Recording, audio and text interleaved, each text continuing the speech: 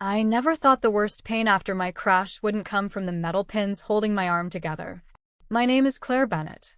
At 34, I manage major construction sites across Phoenix, Arizona. Good money, steady life.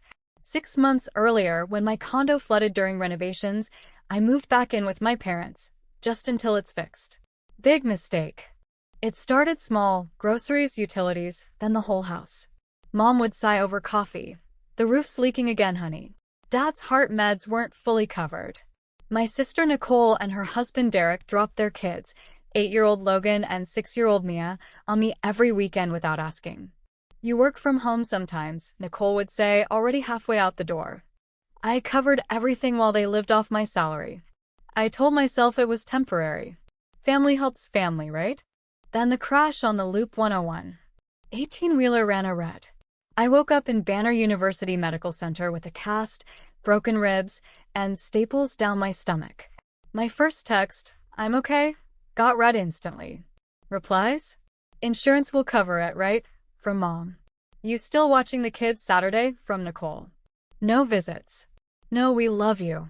Just silence and bills. The hospital social worker explained my rights clearly. In Arizona, paying all the utilities and mortgage for years made me a tenant. They couldn't just lock me out without proper notice. But I already knew what I had to do. 2 weeks later, Lauren, my best friend since college, drove me to the house. My clothes, laptop, even childhood photos were stuffed in garbage bags on the front lawn like trash. Mom, Dad, Nicole, and Derek stood on the porch, arms crossed. "You're costing us too much," Mom said flatly. "Leave." I stood there in the Arizona heat, cast heavy on my arm, and felt something snap, but not in anger. In clarity. I called my attorney right there. Within hours, we had a cease and desist, a legal eviction under Arizona tenant law, documented transfers proving residency.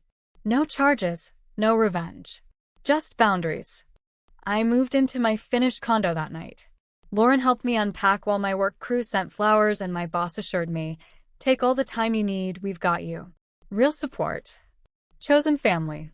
6 months later, my arm was healed. I was back on site, stronger. Then Nicole showed up at my door, eyes red. No demands this time. "We hit rock bottom," she whispered. "Lost the house. Dad's meds, everything. I finally see what we did to you." She didn't ask for money. Just forgiveness. I didn't open my wallet. But I sat with her. We talked. Really talked, about how resentment had poisoned everything. I set up a trust for Logan and Mia's college, money they could only touch at 18. Boundaries stayed firm.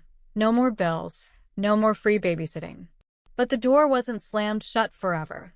That's the lesson I learned the hard way. Blood doesn't make family, respect does. Sometimes the most loving thing you can do is let people face their own choices while you finally choose yourself. I'm not alone anymore. I'm free. And for the first time, that feels like home.